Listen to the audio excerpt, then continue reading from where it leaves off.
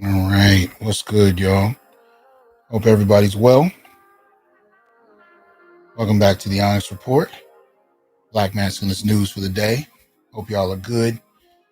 Yeah, apologize about the absence, but I told y'all it's gonna be a rough month or so, but I'm getting it in. The book is done. It is at the publishers. So that's what's up. You know what I'm saying? I still got another week, to hire a few people here at Fresno State. So I'm doing that and coming up on finals. So it's just a busy time period, but things are good. Things are good. Took my son up to the school he committed to, so he got to walk the campus, and he's enjoying that. So it's all good. It's all good. Can't complain about nothing, man.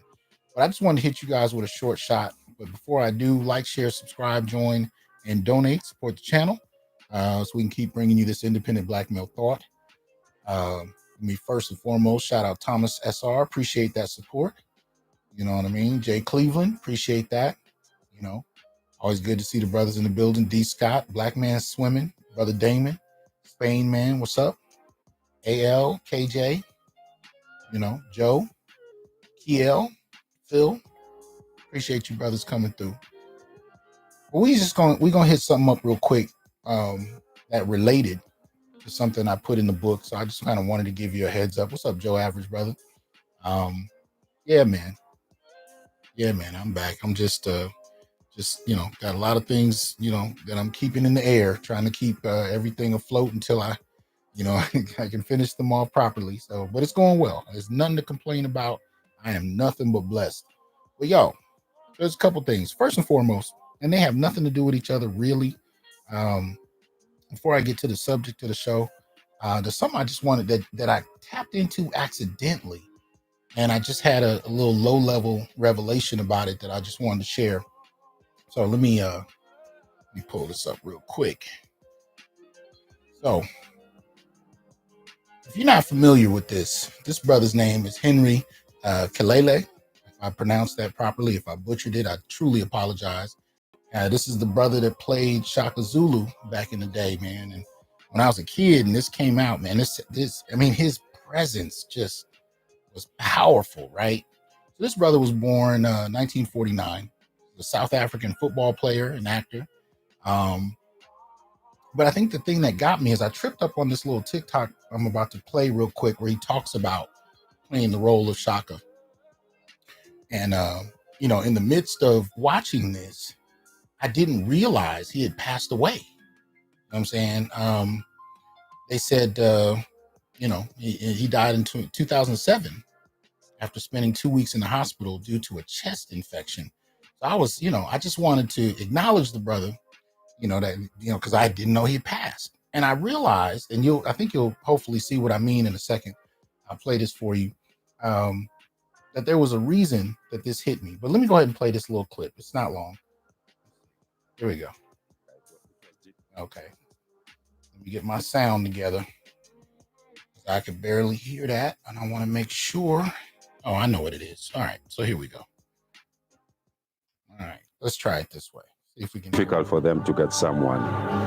All right, so he's talking about playing the role. So here we go. It was difficult for them to get someone who would look like Shaka. I didn't know that I looked like Shaka. Look, for 2 years we've been practicing our lines. We know our lines inside out, and you can't still get the right guy to portray the part. There's only one guy who can do it, and that is Henry. Black Cat, that's my nickname in soccer. So the playwright approached me, Mr. Hartley Stewart, who is late now, unfortunately. He approached me, but I wasn't interested.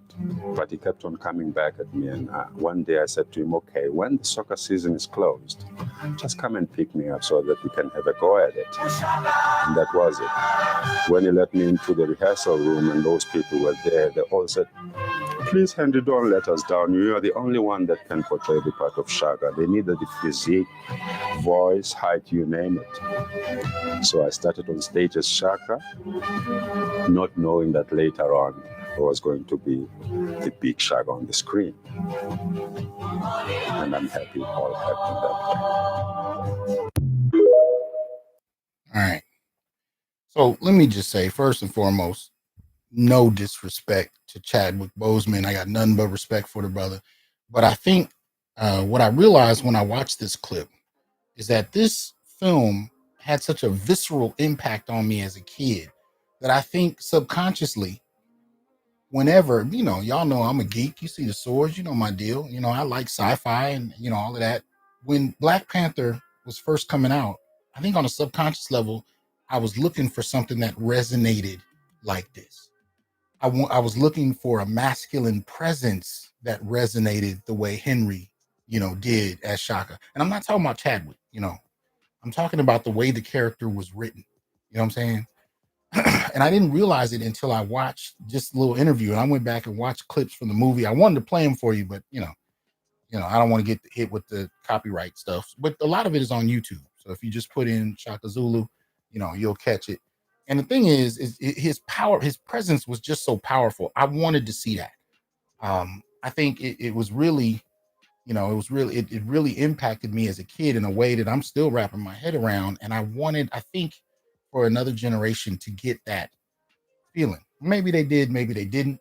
Like I said, I got nothing but love for Chadwick Boseman. I respected him, and this is before he passed. I don't necessarily believe in speaking ill of the dead, but none of that applies to Chadwick. I had nothing but respect for him when he was alive.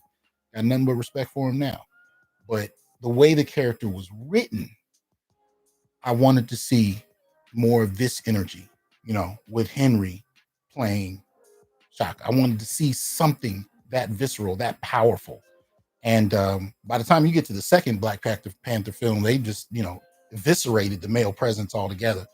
But if you go back and watch this, if you didn't figure out what was missing from Black Panther, going back to watch Shaka, you'll definitely get a refresher in what was missing. So shout out to Henry Kalele, shout out to Chadwick Boseman, respect to both of those brothers. Like I said, I wanted to get this part in just real quick because I didn't even know the brother passed.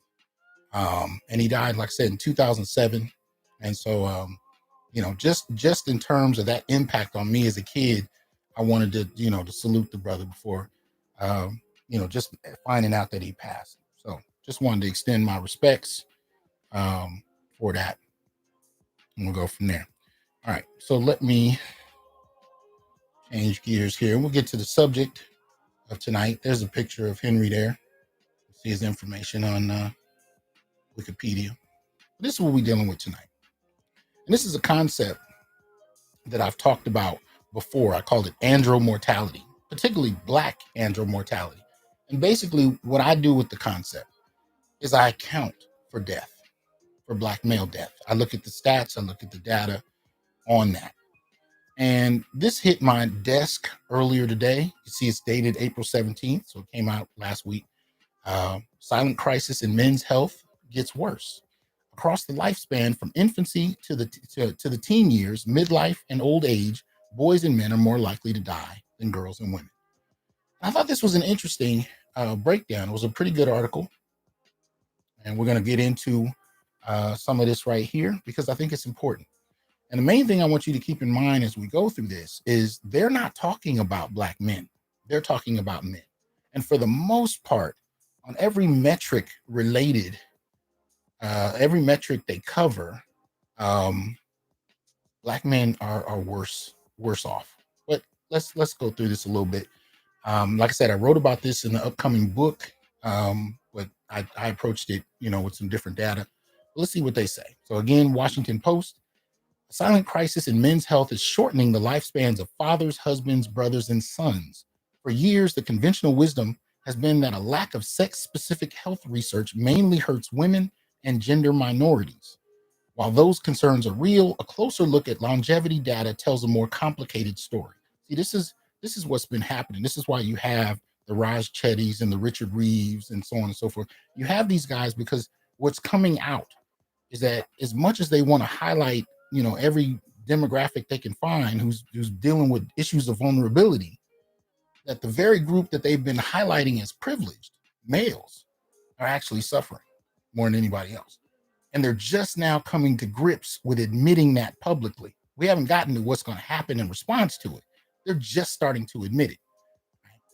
Across the lifespan from infancy to the teen years, midlife, and old age, the risk of death at every age is higher for boys and men than for girls and women. The result is a growing longevity gap between men and women. In the United States, life expectancy in 2021 was 79.1 years for women, 73.2 years for men, right? That 5.9 year difference is the largest gap in a quarter century. The data aren't parsed to include differences among non-binary and trans people, according to them. Men are advantaged in every aspect of our society, yet we have worse health outcomes for most of the things that will kill you, said Derek Griffith, director of Georgetown University's Center for Men's Health Equity and the Racial Justice Institute. We tend not to prioritize men's health, but it needs unique attention, and it has implications for the rest of the family. It means other members of the family, including women and children, also suffer. See, this is interesting. What they're realizing is that people do not know how to empathize toward men and boys. So even in stating that men and boys have it off, they still have to make the impact toward women and girls apparent because nobody really knows how to empathize for men in particular. So even when men are vulnerable, we still got to make it about how their death impacts women in order for people to have any kind of emotion about the loss of men, right? The longevity gap between men and women is a global phenomenon. Although sex differences and data on the ages of greatest risk vary around the world and are influenced by cultural norms, record keeping, and geopolitical factors such as war, climate change, and poverty. You see the chart there. Mortality higher in men than in women at all stages of life. They're accounting for different countries. It looks like Chile has the top spot, Korea, so on and so forth. So interactive map, and I'll put the link for this in the chat. Matter of fact, I'll put it in the description box after the video, but I'll put it in the chat for now. In case you want to check out this interactive map, it says, but data looking at health risk for boys and men in the United States paint a stark picture. Men are at the so they bullet point a number of the areas of death. And that's one of the things I really wanted to share with you guys tonight, right?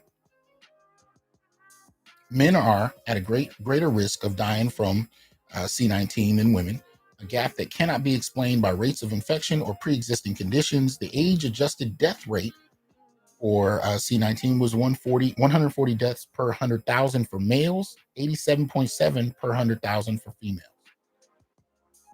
And I've covered several times what the black male rate is. Right? I think it's like 6 times higher than than white men. Right?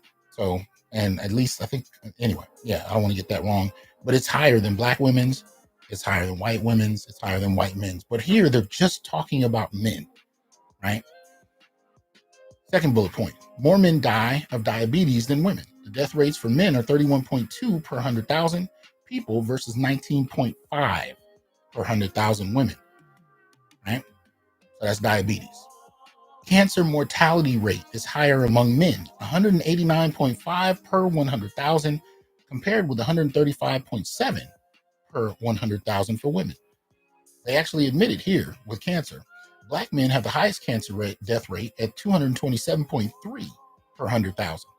Now, just real quick, fellas, especially if you're over 40, certain things you got to get checked. You got to get the prostate checked. Got to get, do it. Do it. If you're at all capable of it, do it. And I'm saying that for myself as much as anybody else. I've been checked before, but there's a point where, you do need to recheck. So anyway, among black women, the cancer mortality rate is 149 per 100,000. So black men is at 227.3. Black women is at 149, right? All men is at 189.5. All women is at 135.7, right? Death rates for boys and teens ages 10 to 19, 44.5 per 100,000, far outpacing girls at 21.3 per 100,000. That's more than twice, right? In terms of death rates for boys and teens, that's twice the rates of girls. Even among infants, the mortality rate is higher for boys. I've showed this in charts specific to black boys and black girls. It's the same. Black boys, infants, die at a much higher rate. Even before leaving the womb, they die at much higher rates. Even among infants, the mortality rate is higher for boys, 5.87 per 1,000 live births. For girls, 4.95 per 1,000. See, I'm not saying this to disparage women and girls. What I've been trying to point out on so many different levels, in so many different contexts, is that we are at emergency levels when it comes to black boys and men. This isn't about victimization, which is such a dismissive term. It's not about getting people to feel sorry for a motherfucker. This is about people dying, most particularly black males, and everybody being real comfortable with the shit, especially black men. I just, look, let me say something. In my opinion, especially in the last month or two, the black manosphere has been under attack. I'm going to tell you why that concerns me. Because I'm almost 50, and this is the first time in my life, and in terms of anything I've studied, where I've seen a cross-section of black men come together to dialogue about anything, across class, across age, across geography, across sexuality, color, height, you name it. I have never seen a space with this many black men from so many different cross sections in my life. And I'm here because the potential for what this kind of space can produce, if black men decide to, is unparalleled. I cannot call myself a black male studies scholar and ignore the most significant gathering of black men ever. Now, I'm not going to say I like all the conversation and where it is, but my hope is that we'll be able to take it somewhere effective. And so my contribution toward that is to highlight the areas that impact black male life the most. That's the importance of this moment to me.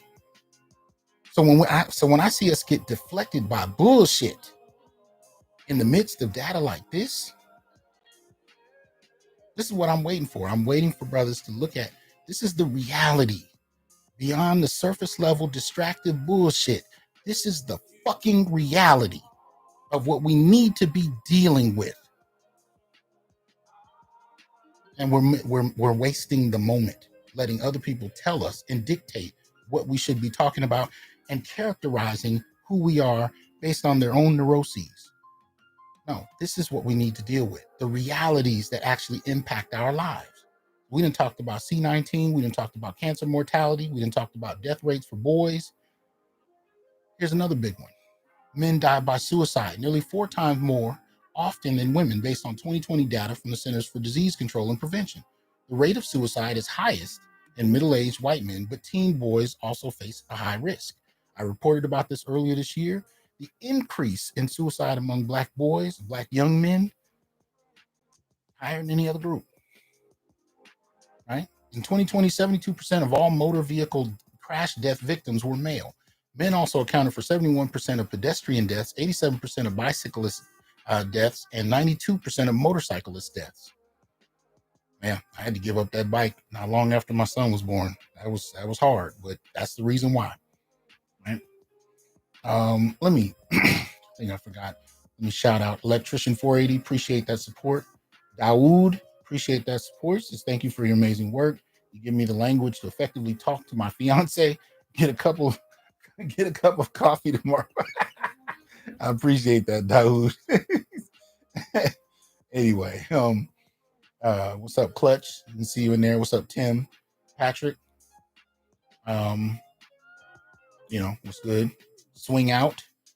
And my father will be 96 in September. Continuous work and activity and stress management, shot of alcohol, and home cooked food is the lifestyle. Yeah, but it can hit anybody, right? I've heard rumors about why Jamie Foxx is in the hospital, but I hope somebody will hit me to what's really going on with it. Anyway, shout out to Mr. Smith. Appreciate you for becoming a gold member. Welcome to the Onyx Brotherhood. But this is what we're getting at. Right? Now, trust me when I tell you, when I first did the show, I did on what I call Black Andromortality, and I presented it at San Diego State, and I wrote a partial chapter on it in this upcoming book. Black Andromortality will knock you on your ass. This is just a couple of bullet points about men dying, and even though they only pointed out Black men in terms of cancer, it's worse across all of these for the most part, except for like motorcyclist death. But anyway. American mortality divides, right? You see the difference in the male death rate and the female death rate. Male death rate is blue, female death rate is yellow, right? Heart disease. Y'all look at that, right? So this long blue line here that goes past the last numeric marker is Black males. Yellow line for here is Black females. White males, white females, Hispanic males, Hispanic females, Asians, Black men, way out here, right? But we talking about bullshit. Cancer, same deal. Infectious or parasitic disease, Black men come in second. And that's some shit. This is ridiculous. Advocates for more research into men's health say the goal isn't to steal resources from women, girls, and gender minorities. See, even these articles have to apologize for talking about men, because we're in an era where just focusing on men and boys is considered inherently misogynistic. It's inherently sexist.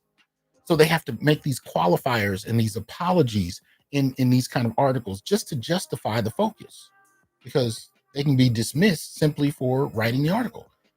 So they have to make these qualifications. No, it's not about stealing resources for women and girls. But when you look at the fucking numbers, when you look at the numbers of men who are dying far more, why does this have to be sexist to even just point out?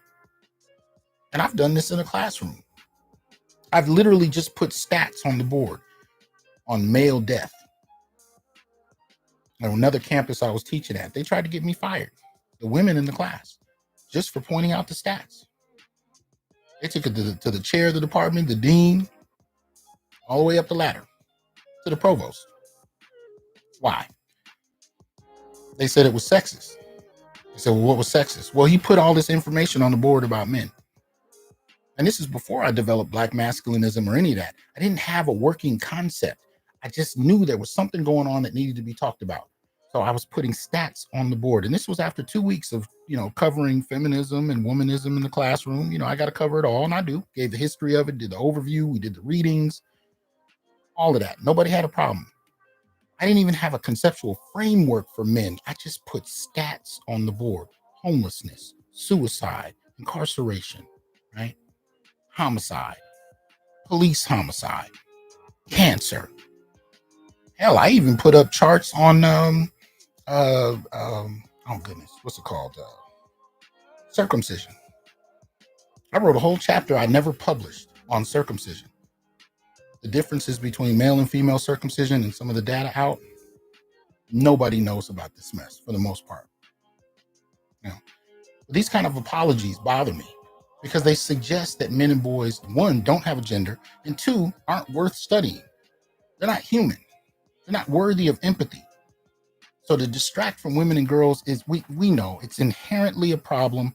We apologize that, 1 out of every 10 articles, and if that, might be about males. We're sorry. That's the kind of tone I get. And then, of course, gender minorities, right? So women, girls, and gender minorities. Right. Some people think healthcare is a zero-sum gain, and $1 to men's health is taking something away from women, said Ronald Henry, president and co-founder of the Men's Health Network and advocacy group. That's wrong. We're fully supportive of women's health efforts and improving quality of life for women.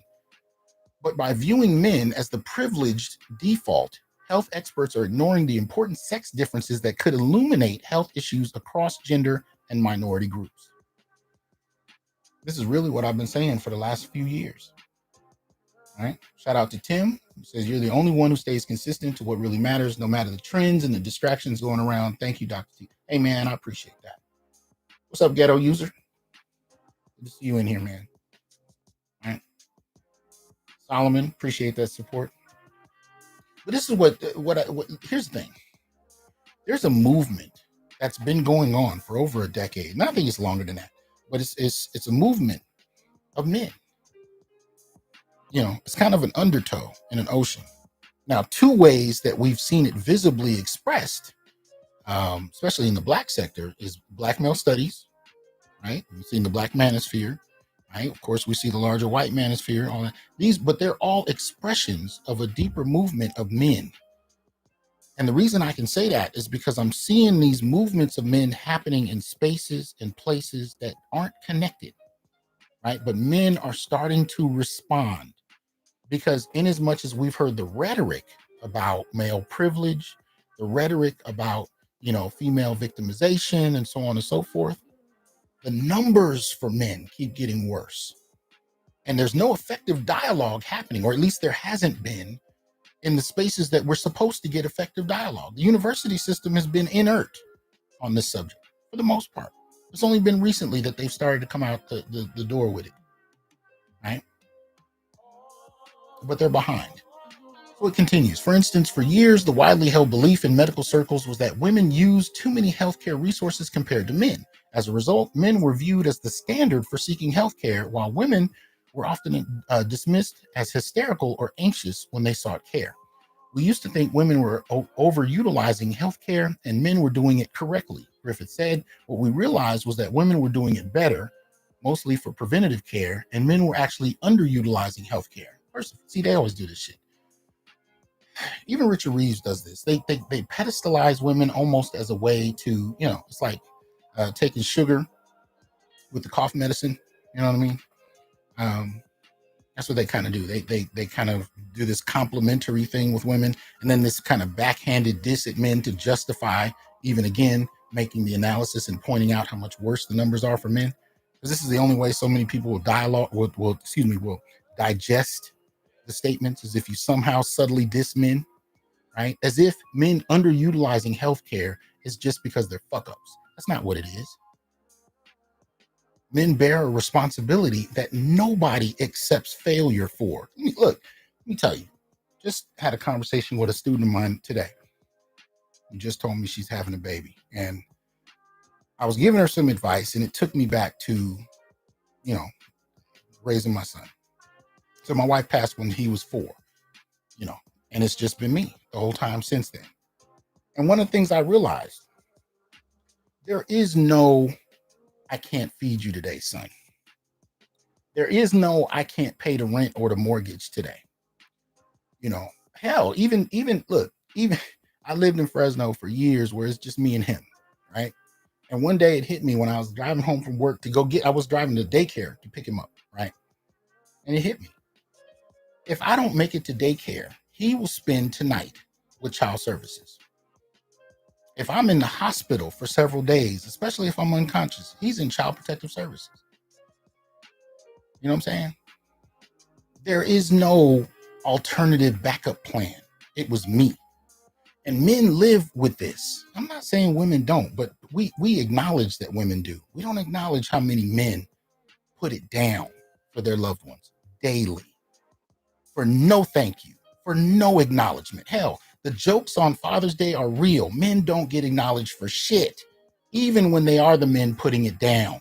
That's why every Father's Day I play Sadiq Ali's performance on Father's Day. Hilarious, but real. We don't, as a culture, we don't even know how to acknowledge men. And here's the thing, men are not socialized to expect acknowledgement. So they don't. And we don't get it. And so when you turn to articles like this, where they talk about men underutilizing healthcare, it's a low-key diss. It's not even an acknowledgement that men prioritize providing for loved ones over their own health.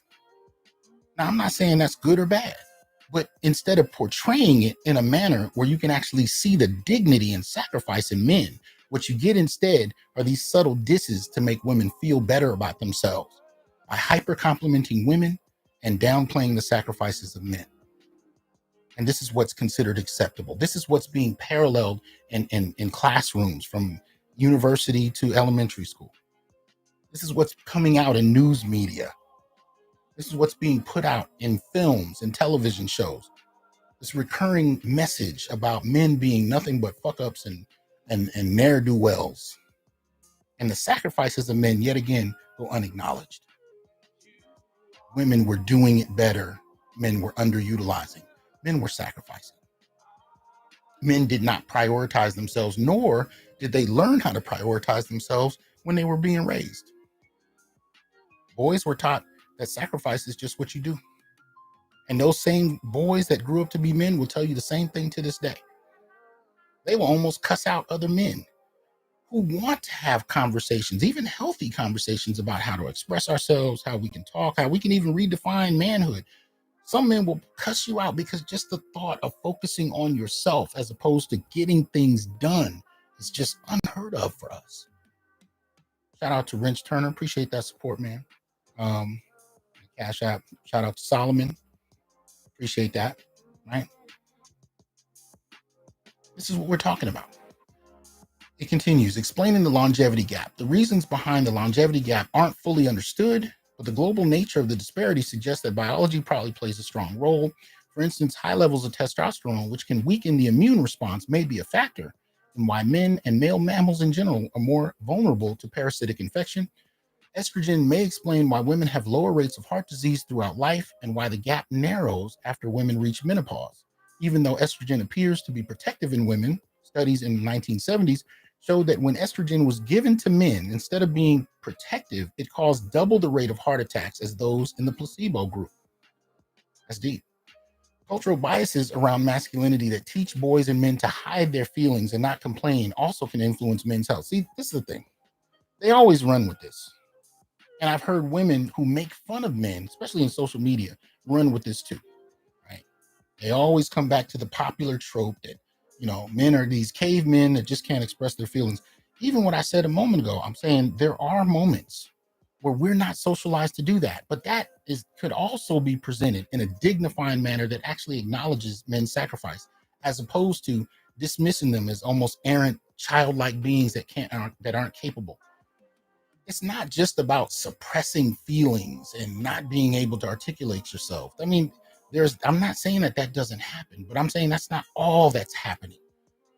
It's not about suppressing feelings in as much as it's about prioritizing the outcome. The examples I gave with my son, he's 4 years old. He's the last kid at daycare waiting for me to get him because I got out of class the time I get out of class. He cannot afford. He just lost his mother. He cannot afford for me to not show up, even for reasons I can't control. I can't have one day where an accident takes me out of his life, even for a day. That kid ends up somewhere he just doesn't need to be. You know what I'm saying? My point is, I had to make sure to focus on the outcome for him more so than how I feel at any given moment. Any given moment. I remember There was one moment, it's probably a week after my wife passed. I was a zombie. I was just laying in bed. And I remember he came in my room and he tapped me on my leg and he said, "Daddy, I'm hungry." I hadn't made him breakfast. I'm just staring at the ceiling. And I heard that voice in my head, the voice that starts out as your father's voice when you're young, because we drill into our boys. And as they get older, father's voice becomes their own voice, right? So I heard myself, like a drill instructor, get up, go make sure he's good. I didn't feel like it. I didn't want to. Didn't matter. I'm not suppressing my feelings because I'm incapable of dealing with it. I'm prioritizing the needs of those around me because I cannot have that boy lose because of something I'm not doing. There's so many men that prioritize others, or more so, the outcome that benefits others. And if you can't pay men the basic level of dignity to acknowledge those sacrifices, and you dismissively frame men as a whole as incapable of feeling as some type of justification for dismissing going into the nuance of their life experiences, then fuck you. Because men deserve that. Far too many men deserve that. They deserve the dignity of being interpreted with dignity, with honor, with respect. And we can talk. I'm not saying we got to tap dance around the realities of what problems are there. I'm not saying that. But I am saying if these dismissive tropes about men are the only way you're gonna frame men's experiences, then you've done them an inhumane disservice. And it's sickening. And these are the popular tropes that I hear in classrooms, I read in textbooks, and I hear all over the media when it comes to framing men. But when it comes to framing women, girls, LGBT, they got all kind of nuance, all kinds of interpretive frameworks to reframe whatever you're coming across. When it comes to men, these motherfuckers can't feel, and they're childlike, and they can't discipline themselves. You know, all these kind of dismissive tropes. Absolutely ridiculous. Depression in men is quite deceptive, says Marianne J. Legato, a physician and founder of the Foundation for Gender-Specific Medicine in New York. Men are socially programmed to not complain. Suicide is often unexpected as an early end to a man's life compared to that of a woman. So it's yes, we're socialized not to complain, but again, the focus is on the outcome. And even when men get to a point when they're considering deleting themselves, a lot of it is focused on how they were incapable of changing the outcome for themselves and for others. And you'll even see fathers that'll take their whole family's lives and themselves. And I'm not saying that that's a good thing, but I'm saying the logic, if you can apply one, is often one of, I'm not going to leave them. I'm going to make sure all of this is taken care of. And it's a skewed logic. There's no question about that. But there's still a socialized framework underneath it all where men still feel the need to take responsibility, even if that's a warped approach to it. Anyway, let me continue. Cultural expectations to remain stoic can also delay men's care. For instance, although diseases such as diabetes, heart disease, and hypertension are common in men and women, men often wait longer to seek care, and the illnesses are diagnosed at later stages, leading to more damage and poorer outcomes. Yes. Because what we've learned is not just to be stoic for the sake of being stoic, but we've learned stoicism can be the difference between life and death, especially for those around us that need us. So we prioritize the outcome, and stoicism is a byproduct of that prioritization. And it can cause problems. I'm not saying it doesn't. But what I am saying is these people have gotten real comfortable with dismissing the nuances of how men function, right? It's an interesting conundrum, and in many ways, it's not well understood, said cardiologist Stephen Nissen, chief academic officer for the Cleveland Clinic. Men need to pay close attention to cardiovascular risk factors. Treating risk factors early can mitigate a lot of the risk. And I agree. We got to urge each other to definitely take care of ourselves. But I say do so with the respect of understanding what most men do and why. Anyway, men are also known to engage in more risky behaviors such as drug and alcohol abuse, smoking, and reckless driving. You see, this is interesting. When they talk about reckless behavior, you know what's reckless? Moving to a new environment and creating a space for your people. dealing with the natural environment and conquering it, that's reckless. Developing a new invention that may take your life doing so, like an airplane, a gun, right? Technological advancement requires sacrifice. Scientific advancement requires sacrifice and risk. And you know who takes risks more often? So it's interesting that you want to take what you call risky behaviors and you're going to whittle it down to nothing but drug and alcohol use. But you're not going to talk about the thousands of years of male sacrifice that went into moving into new spaces, conquering new problems, developing new challenges. Can you imagine the first people setting up boats and going into the ocean? And all the strangeness you would see there? What does it take for you to develop a technology that puts you into an environment where you can't see 2 feet under the water, but you're going to take that for hundreds of miles to figure out what exactly this planet we're on looks like? What you know what that takes? It takes reckless behavior. Reckless behavior, risky behavior, it's not just limited to alcohol use and drugs. It's one of the ways that we actually explore and expand what we experience and where we go and what we do as human beings. To dismiss that from men, to take that away from men and reduce their behavior to risky and reckless is such a slap in the face. Now, I don't have a problem with pointing out what men do. If we do drug and alcohol, I'm not saying not to talk about that. If we're doing that more, I'm saying don't limit it to that, because that same behavior that you're chastising is the reason you have many of the comforts you have today. Because men took risks at the threat of lost life to produce a more comfortable reality for those around them. While the reasons behind these trends aren't fully understood, behavioral risks are also a reason men's health doesn't get studied. It's hard to convince people that men's health is an issue if we think it's just because men don't do what they're supposed to do. I agree with that. Fewer doctor visits. An off-sided concern is that men are also less likely to visit the doctor.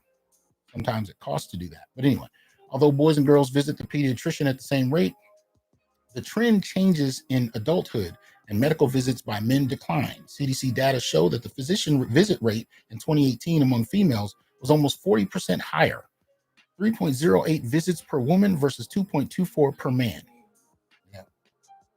Yeah. I think Patrice O'Neill said it best. I think he said, we don't really go to the hospital until your prostate falls out of your ass. I mean, it can be that. One reason is that women regularly visit the gynecologist in their reproductive years. There is no similar pathway for men, this is said, but even when visits for pregnancy are excluded, research suggests that women still are twice as likely as men to schedule regular annual exams and use preventive services. Doctors say that men are most likely to visit the doctor because of a sports injury or the Viagra visit when they seek treatment for erectile dysfunction.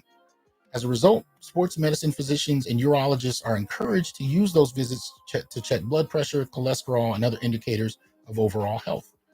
Stamina and sexual health are two of the top things that men think about, says Howard Lewine, an internal medicine physician at Brigham and Women's Hospital in Boston and chief medical editor at Harvard Health Publishing. When you're 20, 30, and a man, you really don't think about health. The idea of going to a doctor to prevent cancer or heart disease, I don't think it's in the mind of many men until something has happened to them.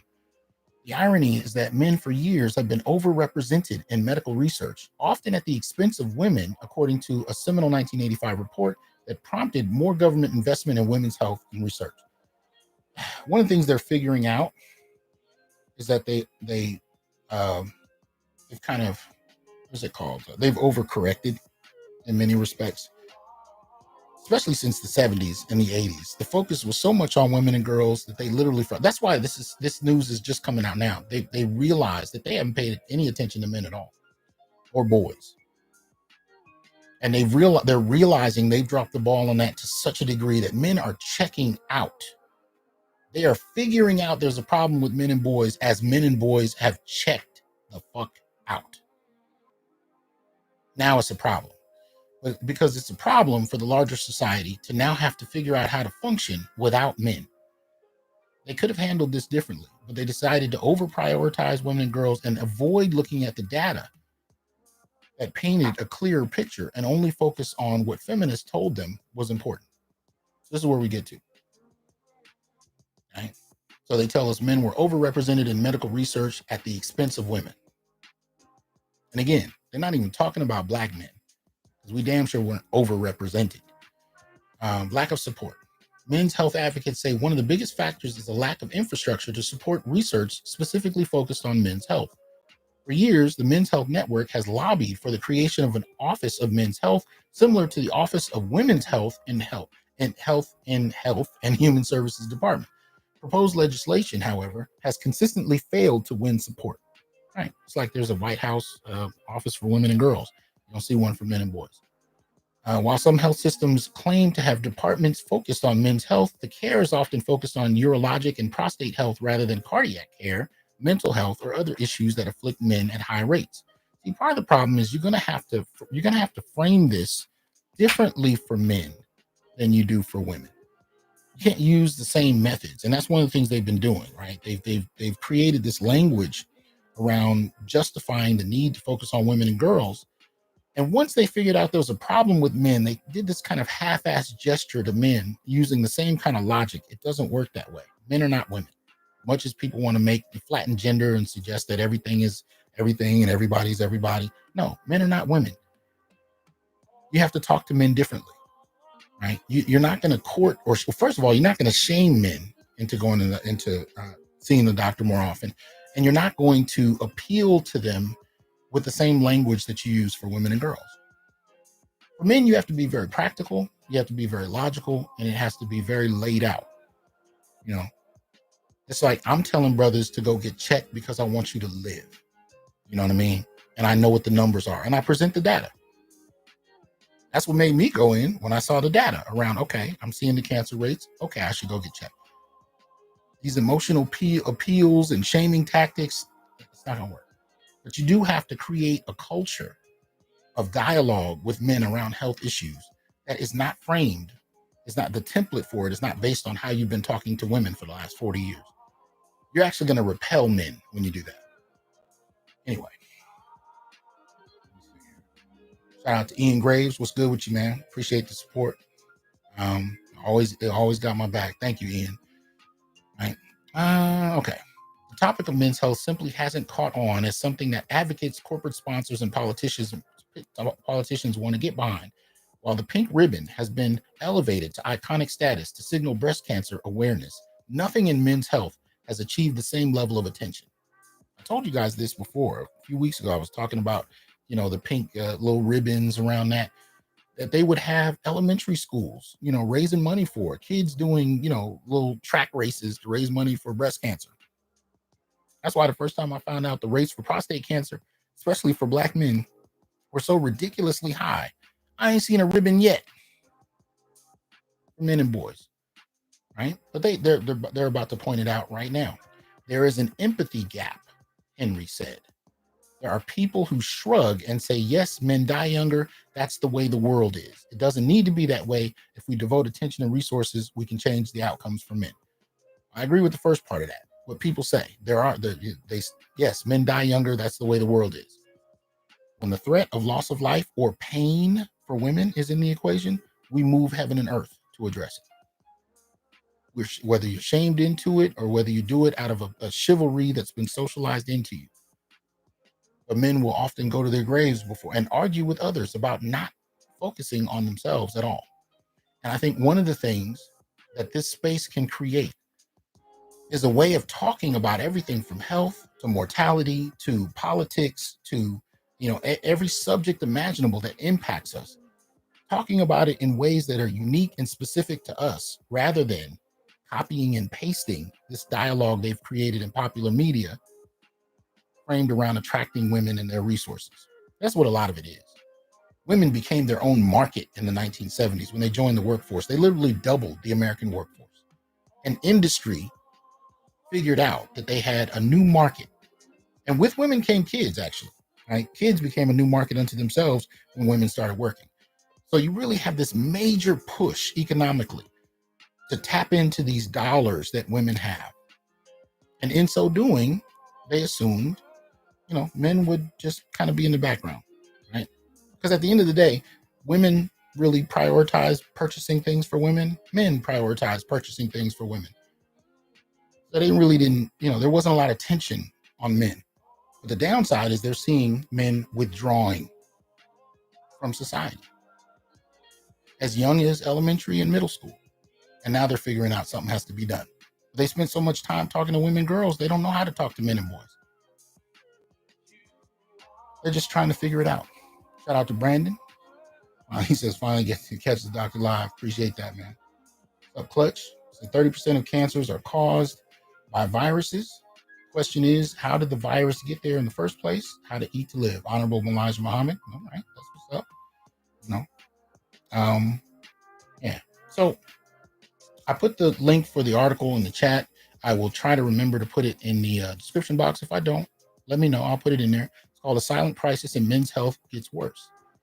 Like I said, it's about men in general, but the numbers for Black men in almost every metric, except maybe motorcycle accidents, is for the most part higher than everybody else's. The other exception was